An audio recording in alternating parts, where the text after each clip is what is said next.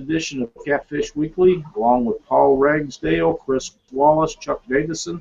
I'm Lyle Stokes, and tonight we have the pleasure of a special guest speaker, Brian Canady from the Missouri Department of Conservation, head of Fisheries Department.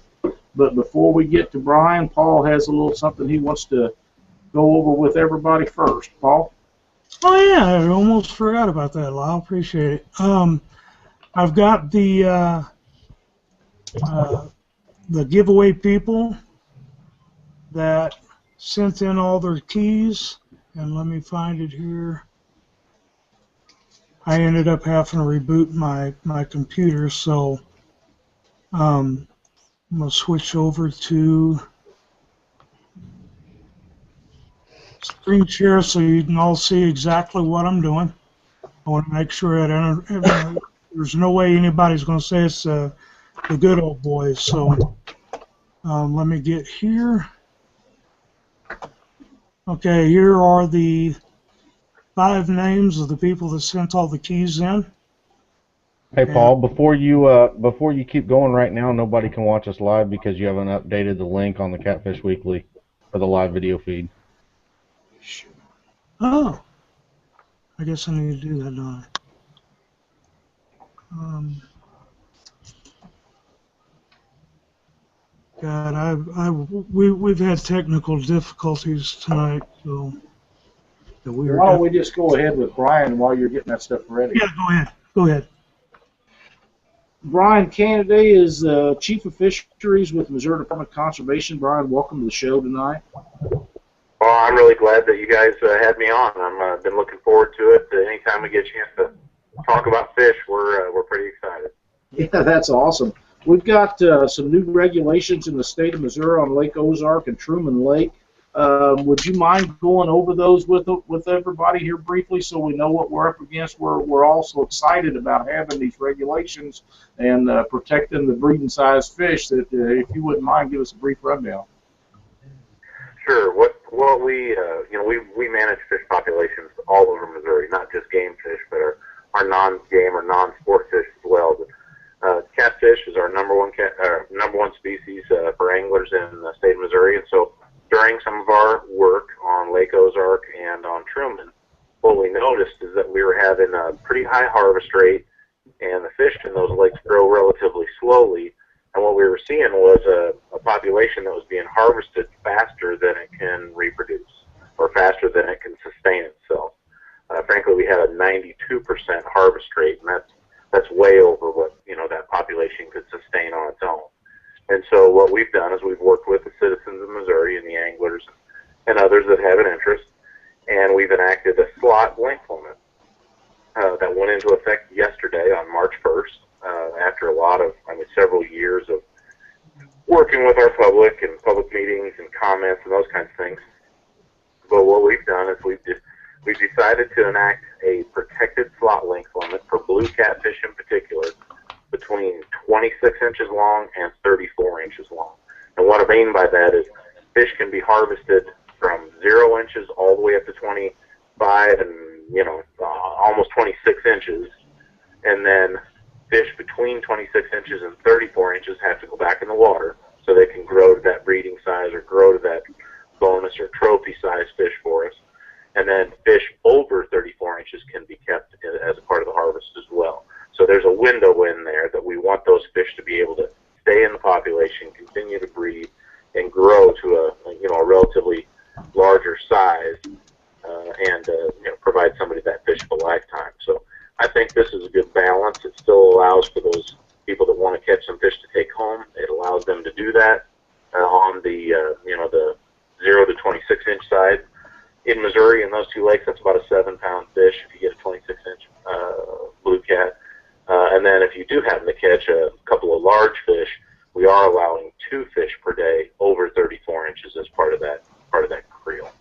That's outstanding. We've been pushing for these regulations statewide, but we got to start now with having them on the 2 lakes down south. And something that comes to my mind is you're actually allowed to now to keep more fish.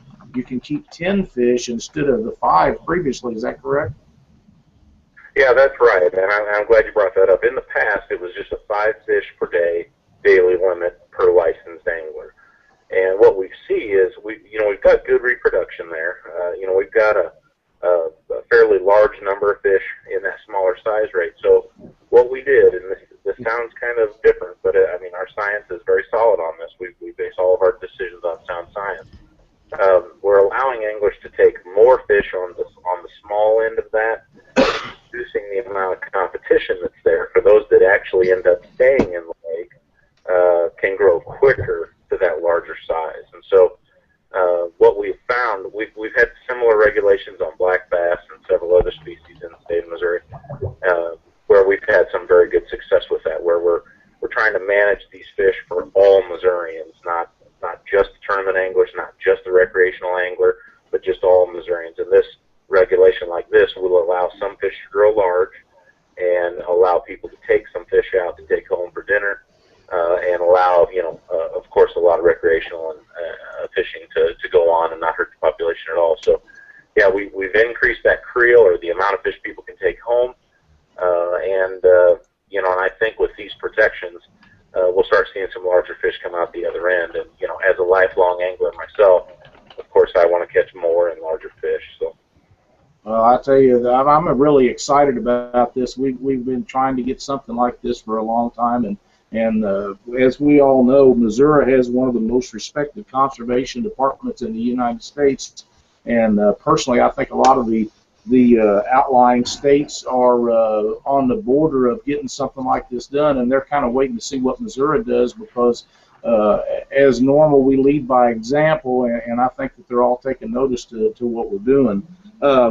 One thing, Brian, if you don't mind, we have a lot of listeners that fish the river systems, and I know before the show is over or shortly after, we'll start getting emails and PMs and messages about what's going on with the rivers, and I know, because I visited with you, that there is studies in the works and things going on to see if we really need to get the restrictions on the Mississippi and the Missouri River. Even though the commercial fishing is not allowed in Missouri, there's still a lot of fish taken out of there and harvested every year. Could you give us a little rundown on what's going on the river systems at this time? Yeah, you bet. We manage each body of water in the state of Missouri to its fullest potential. So you see very few just blanket statewide regulations in Missouri. A lot of times we'll have lake-specific or river-specific regulations, because each body of water is just a little bit different. It has the potential to do more.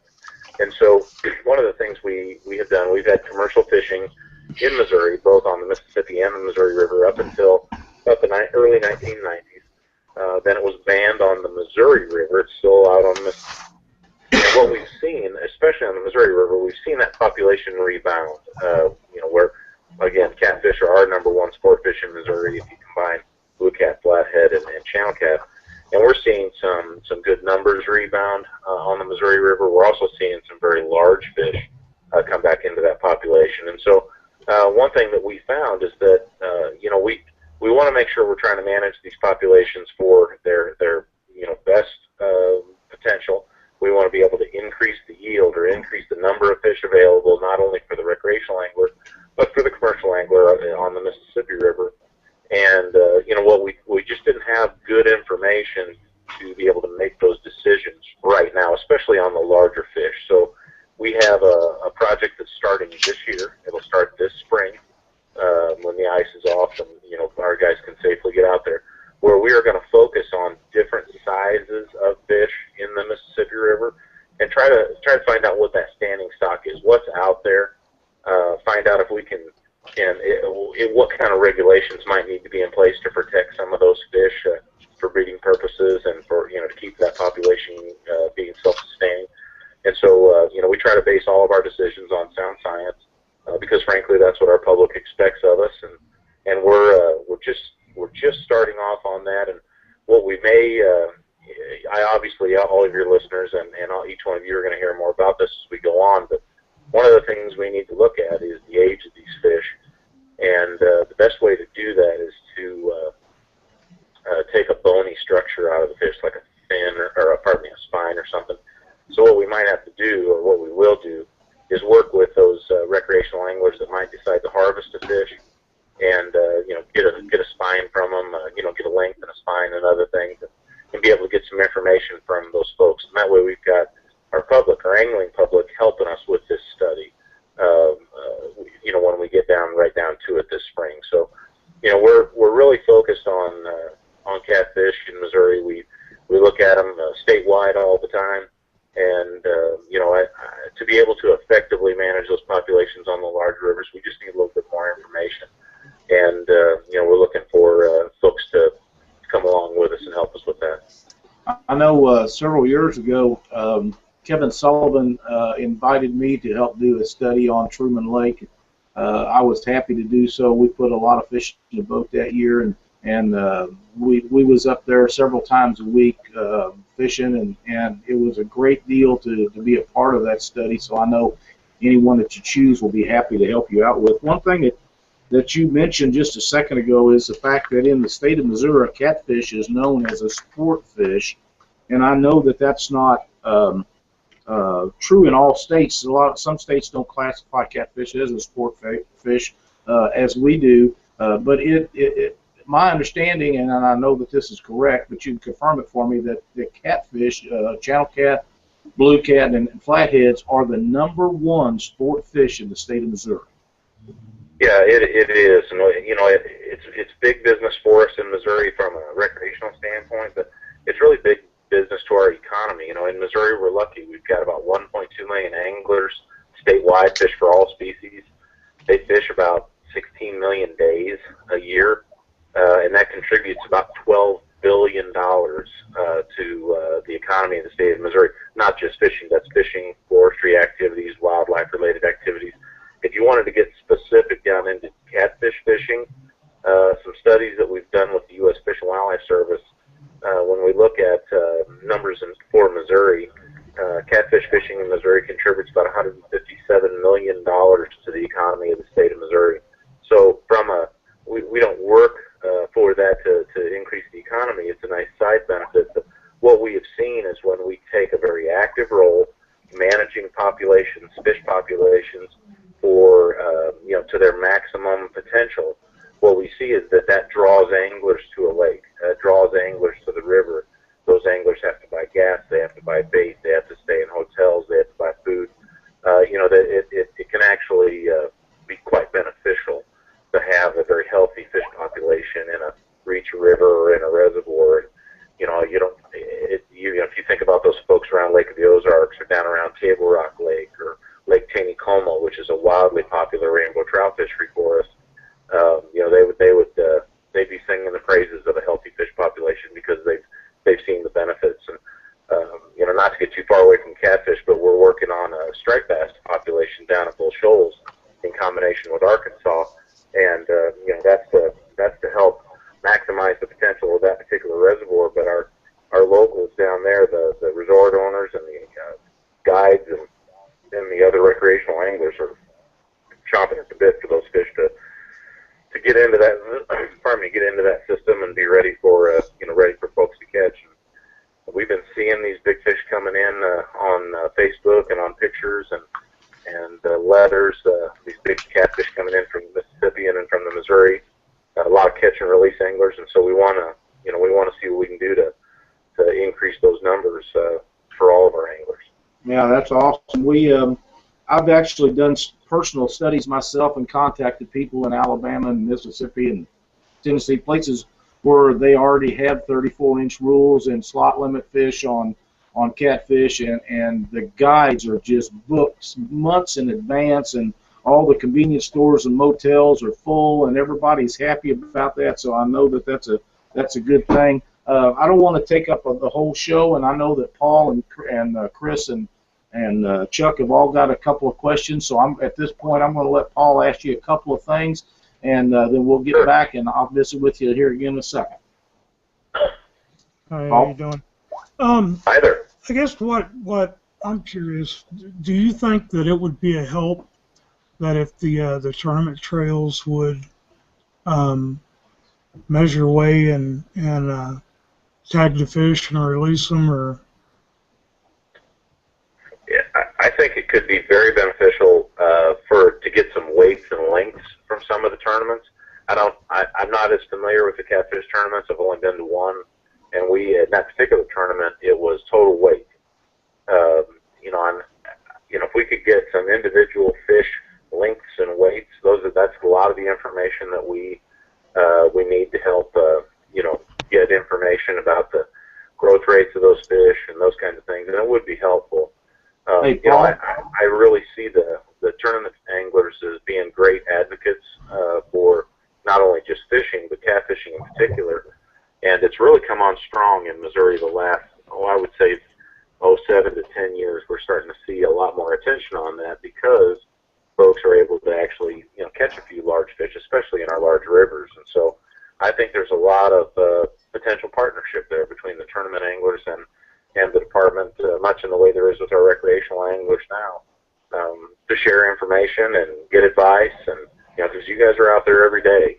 We've got a lot of our staff that are big-time fishermen over in the St. Louis area, and they can tell us a lot of information as well. And so what we do is we take those bits of information, much in the way you look at pieces of a puzzle, and we put them together to form our information to make good decisions, informed decisions about regulations. Paul, before you go with this next question, I'd like to invite Brian to Warsaw the night there. Kansas City Catfish is putting on a really big tournament down there. And if you care to come down, we know we'd love to have you down there. It's going to be an outstanding tournament with somewhere in the 50 to 80 boat range, and it would be a great time to see what the fishermen, the tournament guys do as far as preserving and have live wells and how they take care of their fish, and it would really be a good thing to see. Yeah, you bet. I would look forward to it. Yeah, that's pretty well all I had other than doing the drawing real quick. So you want to go ahead, let me do that real quick, and then go ahead and do that, and then we'll get with Chris and let Chris talk to Brian. Him finish off, and then we'll do this month's giveaway. But what I'm going to do here is I'm going to go to a screen share so you can see everything that I'm doing. And so you'll see exactly how we do the drawing. I'm going to copy these. These are the 5 people who sent me all the correct keys. Matt Lamb, Terry Lindemy, Ronald Workman, Jeremy Gregg, Rob Gregg, and those are going to go into random.org. And I'm sure you can all see this. If you can't see it, let me know, Lyle. Okay, I got it. But I've got all the names listed in random.org. Now I'm going to spin it 3 times. I mean, I'm going to click 3 times to make it scramble the names. On the 3rd time, whoever is up there at the number 1 spot wins the Akuma Classic XT Reel. And we're going to go 1, 2, and 3, and the winner is going to be Matt Lamb. So Matt, if you get a chance, send an email to Paul at catfishweekly.com and give me your address, and we'll get that sent out to you. And I will switch it back over to if I can get it to quit here. There we go. So go ahead, Chris or Lyle. That's all I needed. All right, Brian. Sure. How are you doing? I'm doing great. All right. Got little questions for you here. Sure. As we spoke earlier, I told you I'm in the Indiana area, and we have the Ohio River, which is a shared river between Indiana and Kentucky, and we have a lot of conservation efforts and things going along. If you didn't know already, we do. So we got a lot of things going that we're trying to do to help protect the catfish in the waters around us. Both also working with Indiana and the inland fisheries as well as the shared river of the Ohio. So starting off with my first question, I would ask, what influence did the other states' data that they've got or current laws where they're protecting catfish or whatever have on your decisions for for making, the future regulations that you have now or the future regulations that you're going to have for catfish? It does have some influence on it, and especially on our, what I would call our interstate waters, like the Mississippi River. What we want to do is, like I said earlier, we try to base we do base our regulations based on sound science information we've collected and we've shared with other states. They've shared our data, their data with us. What we want to try and do is make things as consistent as possible for those anglers that would fish, say, the Mississippi River, that border water. So what we've done is we've worked with the states of Illinois, Tennessee, Kentucky on things like sturgeon, and we're working on paddlefish now. Our paddlefish regulation is just a little bit different in the river, and so we're working to see how close we can come to that. So, when we get information from those neighboring states, we share as much as we can with them. They share with us. I would say that, again, that's one of those pieces of the puzzle that we'll want to take a hard look at. Our biologists from all those states, state of Iowa, Illinois, Indiana, all of them, they talk, they work with each other. We have very similar systems, both in reservoirs and rivers, and so there's certainly got a lot of good information being shared. So there is some influence there. Doesn't mean it'll be perfectly consistent across the board. Pardon me, but there is certainly if there's an opportunity to do that and it meets our goals for our citizens, then we certainly want to do it to make it as simple as possible for the anglers that are out there. Yeah, I do know that, like, one of the problems that we faced, and you probably had that same issue as well, is when you go to make changes in regulations and things like that, at least along this area, there's not a lot of research to go back to and compare against, from a back date, to compare against today, as far as numbers and sizes Right. and things like that. So that's the one thing that Kentucky and Indiana, I guess, has at least started to do now, is showing up at the tournaments, getting those weights and measurements from all the fish, and at least starting a track record for, to be able to look in the future and see if any changes that they do right now have an effect in the future. So yeah, and it does take a little time, but most of us are, I'll just admit it, we're pretty conservative because it's a rather difficult process to get through regulations, but it's a very necessary and very needed process, and so it does take a little bit of time, but once we've got our information straight, once we've got our information in hand, then you won't find a better cheerleader for it. We get through our regulations process, through citizen input, collecting a lot of information from folks, and then go ahead and get the regulations implemented. But I'm glad to hear that those folks are also taking it seriously and working with the anglers. I think that's the only way we can all move forward. yeah, we the commercial fishing on the Missouri was banned in the 90s. Do you see it being banned on the Mississippi in the near future? And what effect did removing the commercial fishing industry from that area versus the money that comes in, I guess, from tourist dollars or whatever, what kind of effect do you see there? Does it offset better for the fishing industry versus the commercial guys that were there?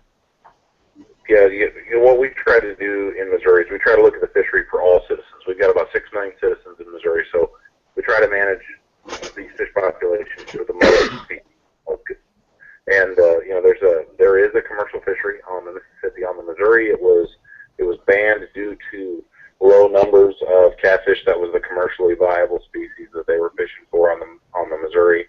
It was a 15-inch minimum length limit, and the numbers were just dropping off like crazy. We just weren't seeing the fish, and so when we banned commercial fishing, it took a while. It took about 15 years. Remember, catfish are fairly long-lived species. It took about 15 years before we started seeing this population rebound, both in blue cat and flathead, and channel cat for that matter. But we're there now. We're starting to see very large fish in there. We're starting to see good numbers. On the Mississippi and in Missouri, we have about 340 miles of the Missouri River in the state, so we have the ability to have control over that. On the Mississippi, it's a little bit more of a tangled web when you've got multiple states involved in the discussion. I'm not aware of any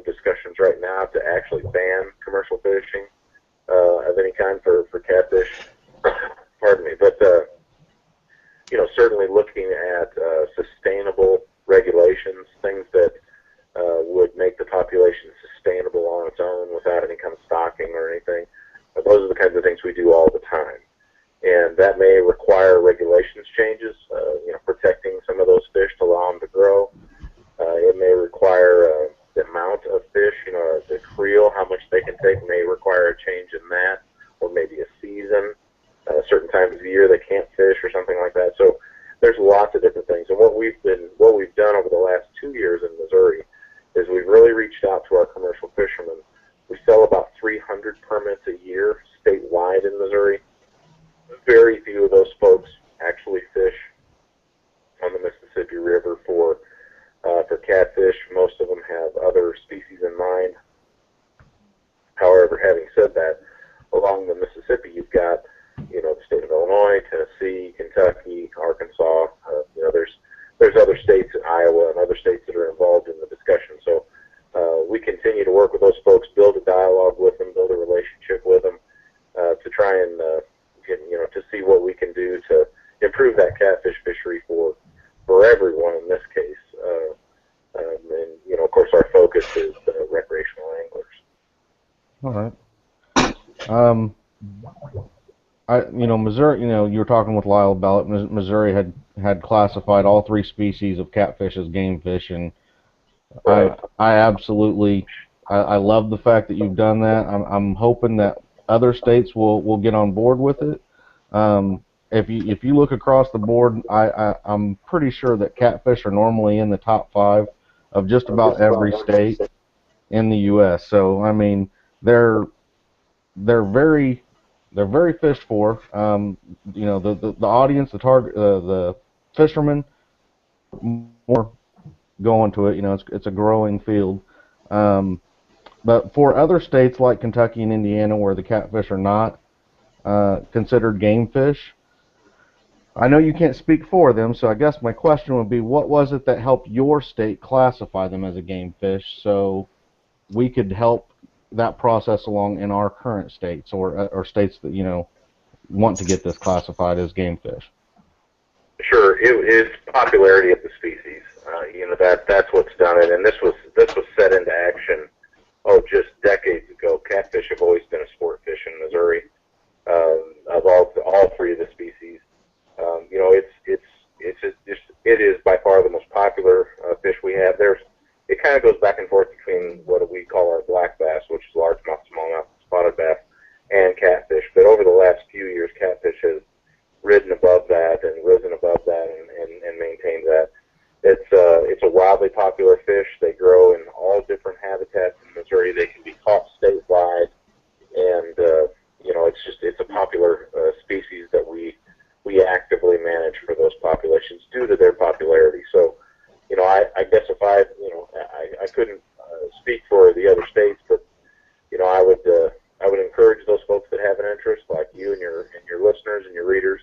I would have them begin that conversation with those states and let folks know just how important catfish are to you. We've got that message out here in Missouri. We firmly that as a lifelong angler, I'm a big blue cat fisherman and flathead cat fisherman. I live just a few minutes off of the Missouri River myself, and get out there every chance I get. So catfish are a big deal for us in Missouri, and I'm confident that they are in the other states as well. But probably the very first step would be to continue to have that dialogue with your state fish and wildlife agency and make sure that they're listening to you, make sure they're hearing you, that you believe catfish need that kind of respect or that kind of protection of a game fish. I feel as if, like just in the poll results that most of the DNR always have, with the fact that, I believe in Indiana and Kentucky, like I said, the catfish, within 2 of the 3 species are normally in that top 5 list. I think that alone is telling them that, we want catfish protected and that we are fishing for that fish as a sport fish and we're treating it as a game fish. But the response in the Kentucky and Indiana, DNR has been a little resistant with us, so I just didn't know if maybe there was anything else besides the popularity of the anglers that would help us get that fish classified, if you know what I'm trying to say.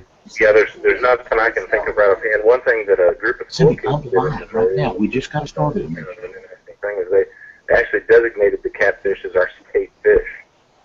Kids learning about the legislative process got at the state level got the ear of a legislator and actually deemed catfish as our state fish in Missouri. So maybe something like that might help. It was we kind of looked funny at that at first, but you know what it did was it gave us a great platform to talk about how important catfish are to us. So yeah, I do believe Indiana started the state catfish or the state fish. Sorry, go ahead. I know those folks do in their states as well, and so I really encourage you to keep that open dialogue with those fish chiefs and those agencies. I know both the chief in Indiana and in Kentucky, and you know I know they would love to hear from you, and they would, you know, they'll do what they can to work with you. Yeah, we definitely have. We've opened up dialect with both Indiana and Kentucky, and I believe that we're moving in the right direction. But you know, of course, as an angler, we always feel like it's slower than we would like, and I know you understand that.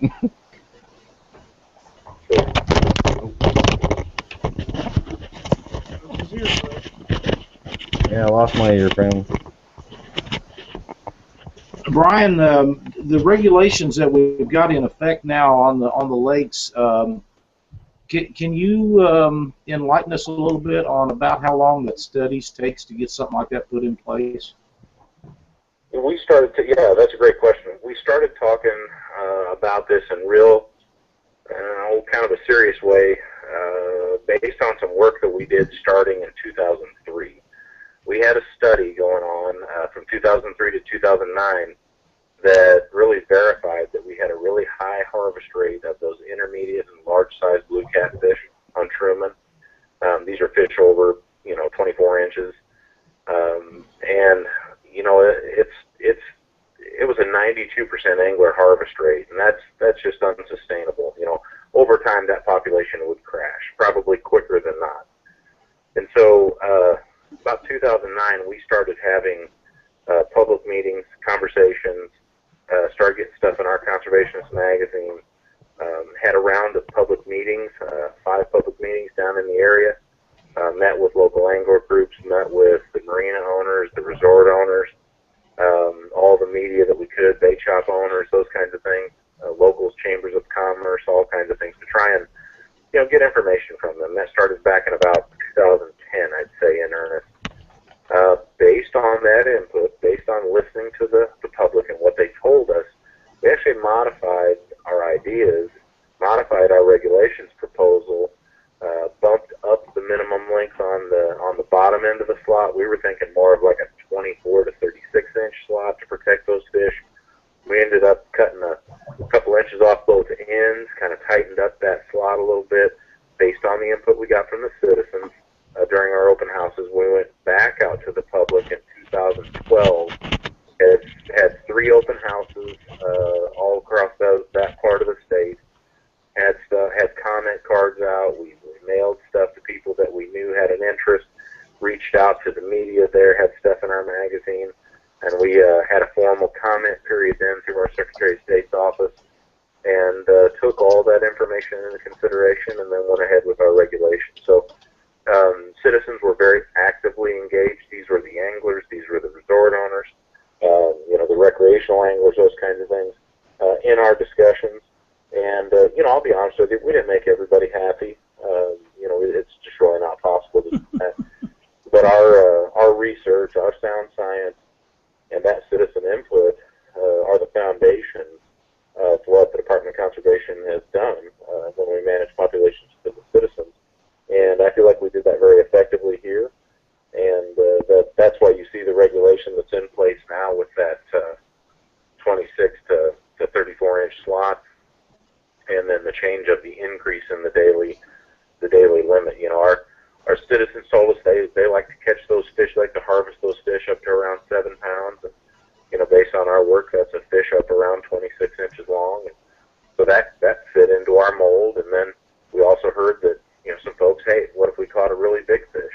We might want to take that home and show mom and dad, or take it home to feed our family. And So that 34-inch wing fish, that's why we allow 2 fish over that 34 inches per day, in case someone does catch big fish. You know, it's hard for me to judge what would be the fish of a lifetime for somebody. That 34-inch fish may be the fish of a lifetime for a person. And so this regulation would allow them to take it home. What we're finding is most people don't. They're catching them and releasing them. But the way our regulation got tweaked or modified allows for those folks that want to take some fish home for a fish fry, and it also allows some fish to grow to that larger size. And so I feel like it's a good balance of kind of both camps, if you will, those folks that want to eat fish and those folks that want to fish for, you know, large fish recreationally. I think this regulation does that. I think it provides the protection that this species needs to grow to that large size and continue to reproduce, keep the population going, and it still allows for some harvest. So lock, stock, and barrel, it probably took us pretty close to 4 years to get us through our entire process, and that's not uncommon. About 3 years is the average on a regulations change for us in Missouri, because we want to be very careful and very meticulous and very thoughtful out working with our public to make sure that they understand it so they'll comply.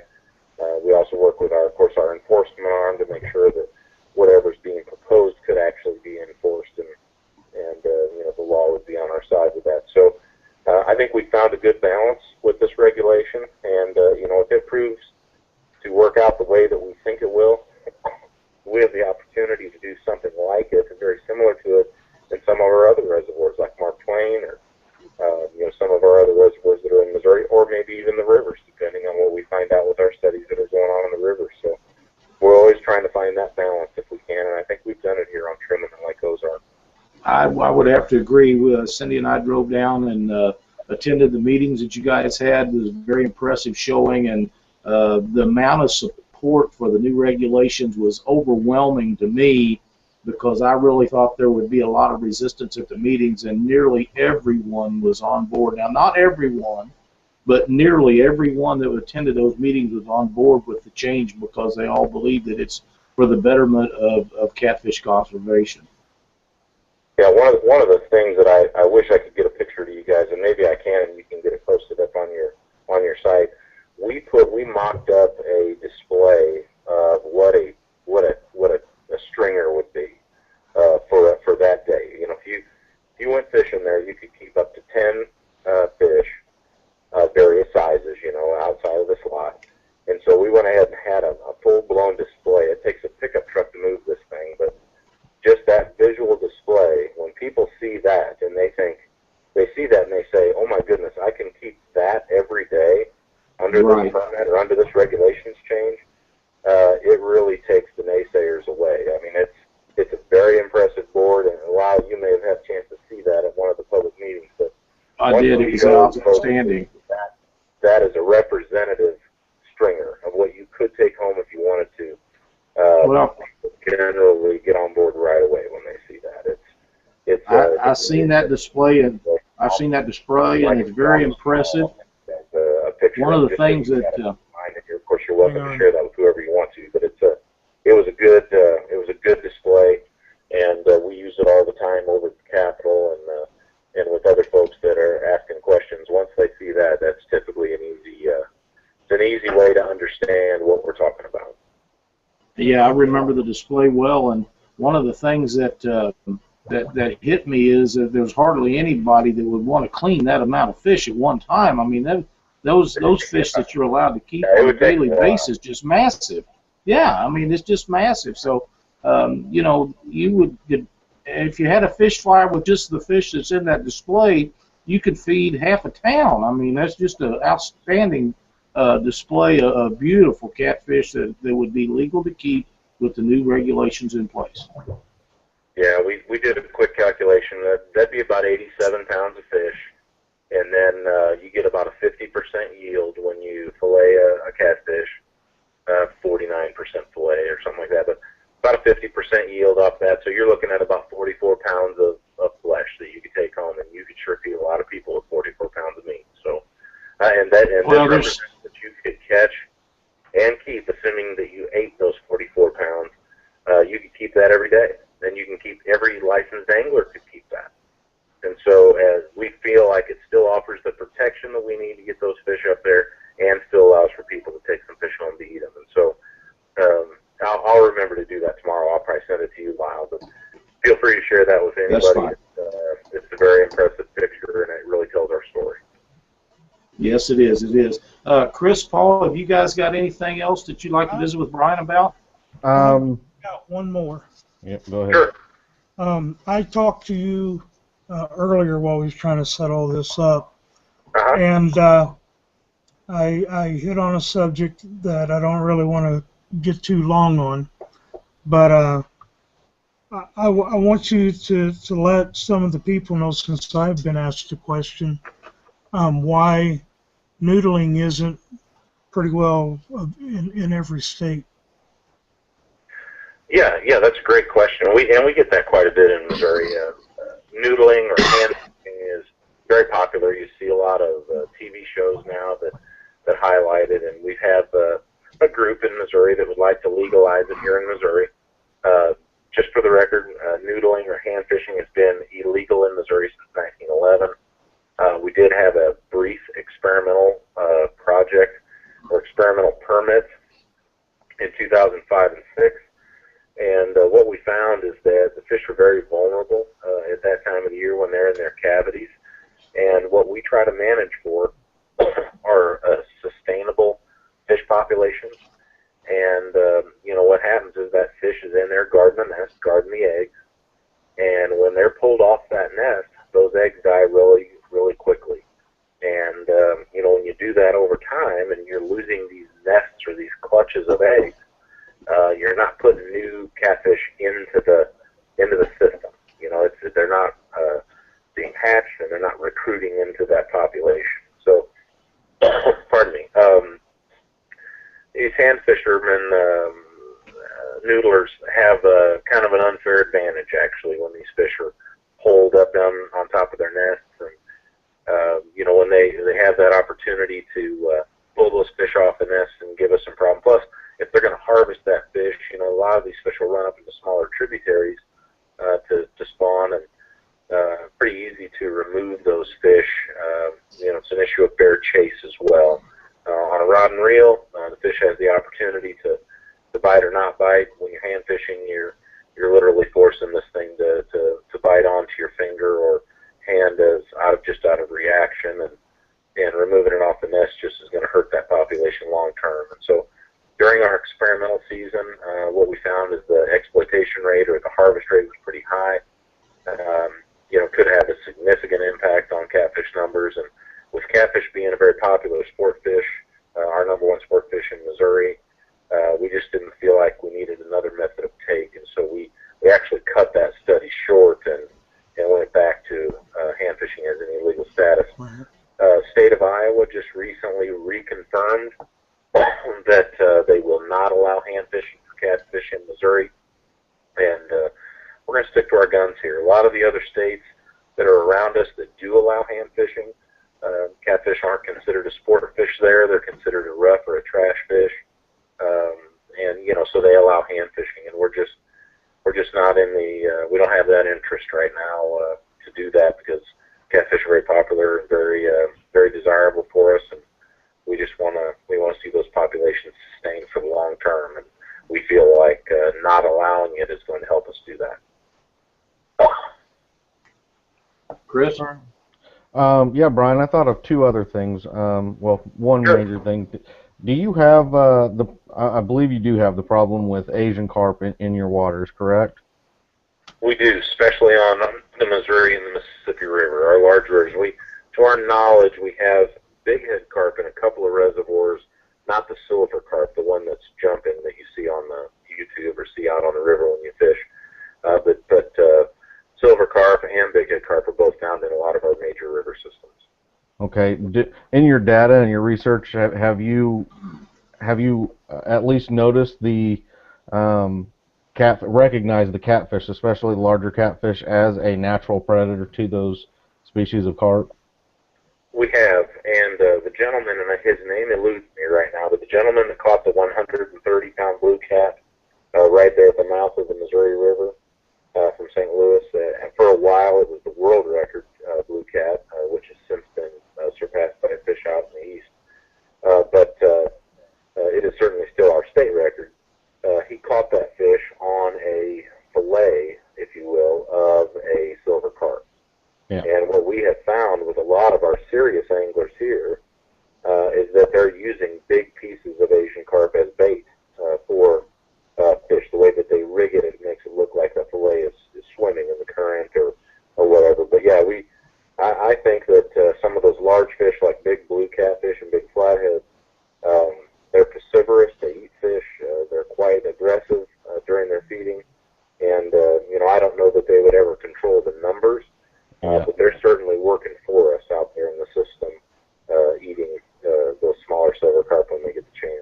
It's just the only reason I asked is we had a invasive species specialist, and they basically had stated in the Indiana and Ohio, or the Ohio River, basically in Indiana and Kentucky, the Asian carp had no natural predators, and to my disagreement, I said that the large catfish were a natural predator. While they would not control numbers by any means, they were definitely on the right side of the fence there to help with that population, if anything.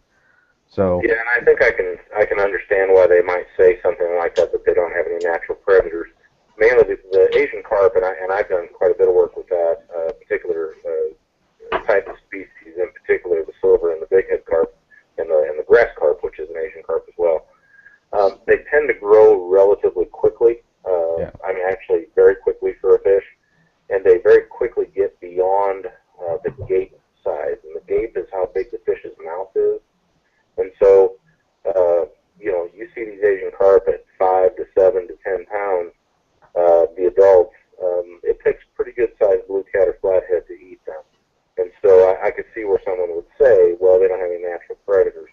Of the smaller sizes, when they're growing up, certainly the smaller fish can be eaten immediately. But I do think that we've got some fish that are aggressive enough, big blue cats and flatheads, that would eat them if given the opportunity, but certainly not to the level of control. yeah. Okay.